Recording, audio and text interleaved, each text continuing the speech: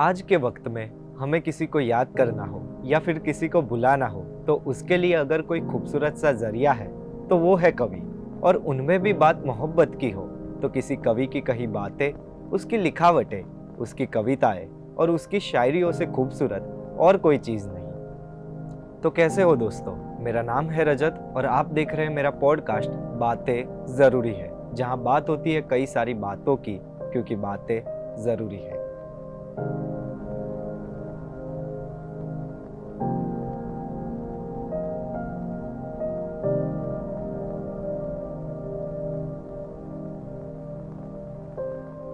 तुम जब आओगी तो खोया हुआ पाओगी मुझे, मेरी तन्हाई में ख्वाबों के सिवा कुछ भी नहीं। मेरे कमरे को सजाने की तमन्ना है तुम्हें, मेरे कमरे में किताबों के सिवा कुछ भी नहीं।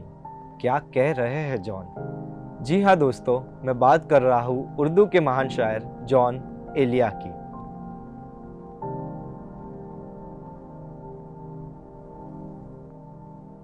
जो अब तक के सबसे ज्यादा पढ़े जाने वाले शायरों में से एक है।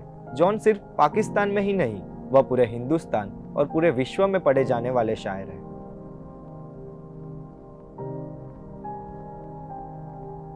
दोस्तों, जॉन एक ऐसे शायर थे जो दिनों रात हर वक्त बस एक ही हाल में रहते थे। कभी रात में 3-4 बजे हड़बड़ा के उठना, कलम को ढूंढना और कोई मिसरा लिखना और बस सो जाना। फिर सुबह उठकर देखना कि गजल पूरी हुई भी है। हर वक्त अपने में रहना, लिखना, पढ़ना और अपने पास कम से कम एक किताब रखना। किताब के बिना तो वे बाहर भी नहीं जाते थे।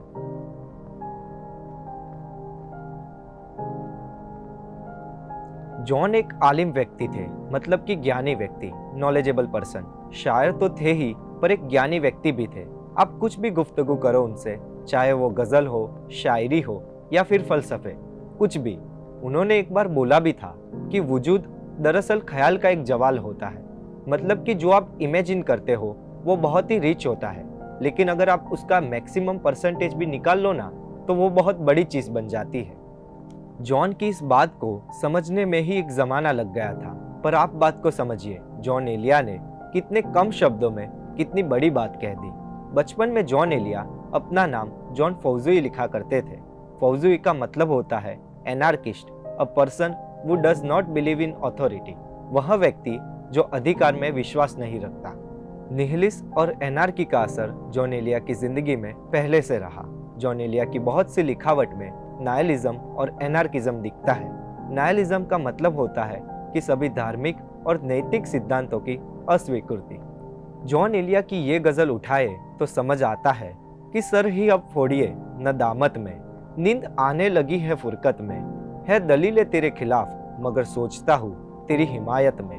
रूह ने इश्क का फरेब दिया जिस्म को जिस्म की अदावत में, अब फकत आदतों की वर्जिश है, रूह शामिल नहीं शिकायत में। ए खुदा जो कहीं नहीं मौजूद, क्या लिखा है हमारी किस्मत में, और है खुदा ही पे मुनहसिर हर बात, और आफत यह है खुदा ही नहीं।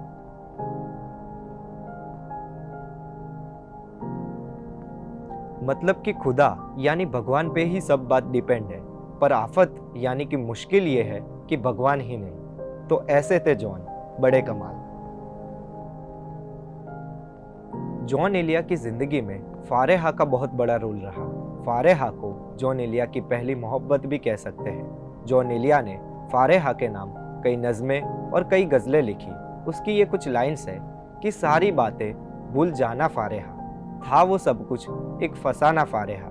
हाँ, मोहब्बत एक धोखा ही तो थी, अब कभी धोखा ना खाना फारेहा।